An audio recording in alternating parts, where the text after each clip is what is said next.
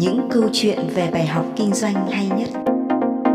Cô giáo Mignon xin được gửi lời chào đến các bạn đang xem video. Các bạn vui lòng nhấn đăng ký kênh để theo dõi những video hữu ích cho cuộc sống trong kênh của cô giáo Mignon. Xin cảm ơn các bạn. Phần 2. Những câu chuyện bài học kinh doanh hay nhất. Câu chuyện lũ chuột tham ăn và con chó. Một lũ chuột trèo lên bàn ăn định ăn vụng thịt, nhưng lại hoảng hốt vì thấy con chó của chủ nhà nằm ngay cạnh bàn thức ăn. Chúng bèn nghĩ kế và dịu ngọt thương lượng với con chó. Này anh chó, nếu anh im lặng thì chúng tôi sẽ chia cho anh một miếng thịt. Anh đồng ý chứ? Chó nghiêm mặt từ chối thẳng thừng. Bọn mày mau cút đi. Bà chủ mà thấy thịt mất thì chắc chắn sẽ nghi ngờ ta. Lúc ấy ta lại trở thành miếng thịt trên bàn chứ chả chơi. Bài học rút ra: đừng vì một chút lợi ích nhỏ mà kinh doanh gian dối suốt cả đời. Hãy kinh doanh có tâm, vì bạn chẳng biết lúc nào sự nghiệp của mình rơi xuống hố đâu. Câu chuyện cá kiếm và mèo. Cá kiếm có bộ răng rất chắc và sắc. Vào một ngày nọ, nó bỗng giở trứng đòi hỏi tuyệt kỹ của mèo là bắt chuột. Mèo ngạc nhiên hỏi: Cái gì? Ôi bạn thân mến của tôi, anh có thể làm được việc đó sao? Bắt chuột thì có gì ghê gớm, ngoài biển tôi chả bắt cả lô cá suốt ngày sao? Thôi được, anh đừng quên là tôi đã cảnh cáo anh rồi đấy nhé. Nói rồi mèo và cá kiếm mò vào kho và mai phục. Chỉ một lúc sau mèo đã bắt được chuột. Sau khi chơi đùa thỏa thích rồi ăn một bữa no nê, mèo ta mới nhớ đến cậu bạn cá kiếm của mình. Khốn khổ thay, lúc đó cá kiếm đã bị chuột gặm hết cả đuôi, chỉ còn thở thoi thóp. Thấy vậy, mèo bèn đỡ cá kiếm dậy, thả nó trở lại biển khơi. Bài học rút ra: mọi người thường nói, người ngoài thì đừng có nói đến chuyện trong nghề. Trên thương trường cũng có rất nhiều công ty cho rằng mình đã làm tốt lĩnh vực của mình rồi và muốn lấn sang lĩnh vực khác mà không trang bị cho mình kỹ năng cạnh tranh cơ bản. Bởi vậy, thất bại là điều không thể tránh khỏi.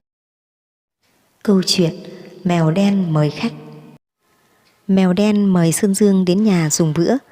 Sơn Dương khoái lắm, bèn vác bụng rỗng đến chỗ mèo đen. Mèo đen đã chuẩn bị một bữa ăn thật thịnh soạn. Nào là thịt chuột nướng, da chuột chiên xì dầu, đầu chuột chiên giòn, chân chuột nướng để thiết đãi.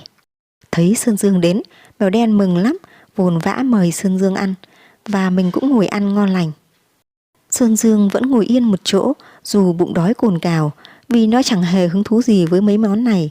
Sơn Dương ngập ngừng nói: tôi không ăn thịt chuột bao giờ cả. Nói rồi Sơn Dương bèn ra ngoài vườn ngấu nghiến gặm cỏ. Mèo đen chợt hiểu ra vấn đề, cười phá lên. Còn Sơn Dương thì vừa chén cỏ vừa sung sướng kêu be be để cảm ơn thịnh tình của mèo đen. Bài học kinh doanh: nhu cầu của khách hàng rất phong phú và đa dạng. Một công ty nọ cho ra đời sản phẩm mới, họ cứ đinh ninh rằng khách hàng sẽ thích nó. Đó thực là một quan niệm sai lầm. Nếu bạn đứng trên lập trường của khách hàng để suy nghĩ vấn đề thì điều này có xảy ra không? Câu chuyện hai nhân viên bán hàng.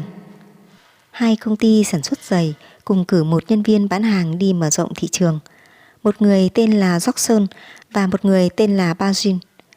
Cùng ngày, hai người nọ đến một quốc đảo ở Nam Thái Bình Dương. Ngay khi đến nơi, họ phát hiện rằng người dân địa phương đều đi chân đất và không ai đi giày.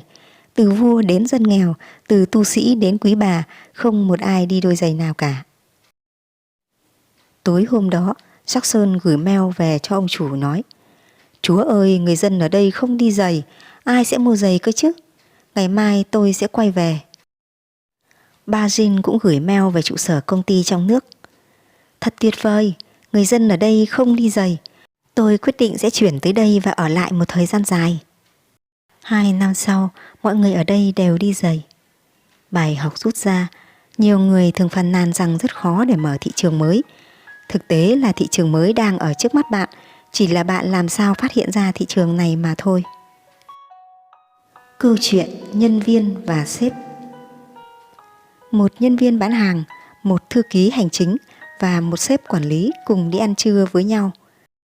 Họ bắt được một cây đèn cổ, họ xoa tay vào đèn và thần đèn đã hiện lên.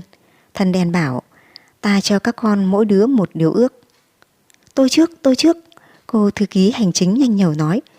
Tôi muốn được ở Bahama, lái cano và quên hết sự đời. Vút, cô thư ký biến mất. Tôi, anh nhân viên bán hàng nói. Tôi muốn ở Hawaii, nằm dài trên bãi biển, có nhân viên massage riêng, nguồn cung cấp pina vô tận và người tình trăm năm. Vút, anh nhân viên bán hàng biến mất. Giờ đến lượt anh, thần đèn nói với ông quản lý.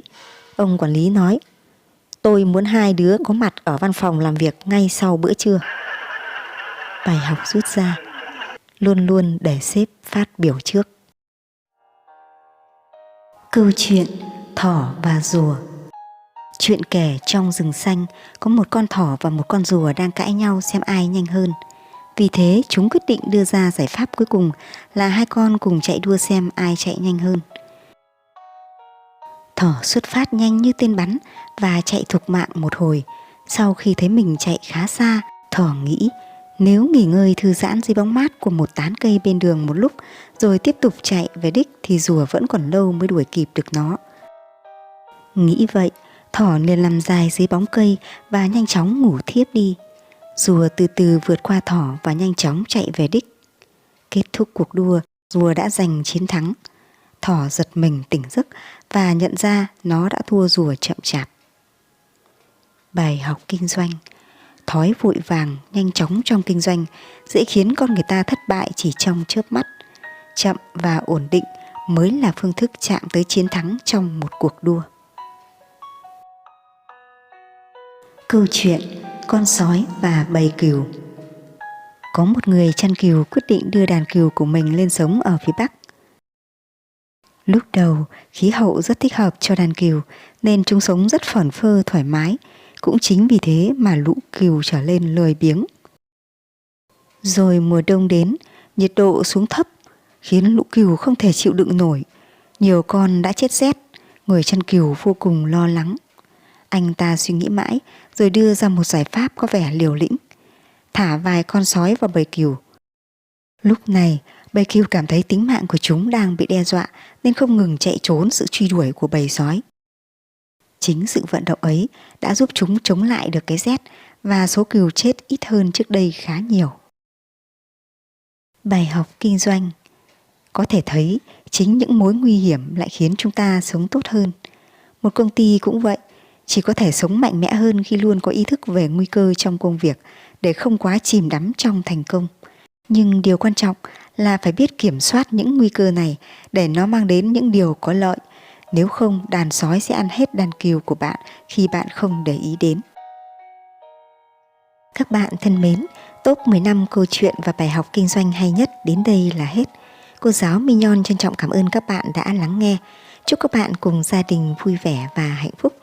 Nếu các bạn yêu thích kênh Cô giáo Mignon thì nhấn đăng ký kênh để theo dõi những video tiếp theo các bạn nhé. Xin chào và hẹn gặp lại các bạn ở những video sau.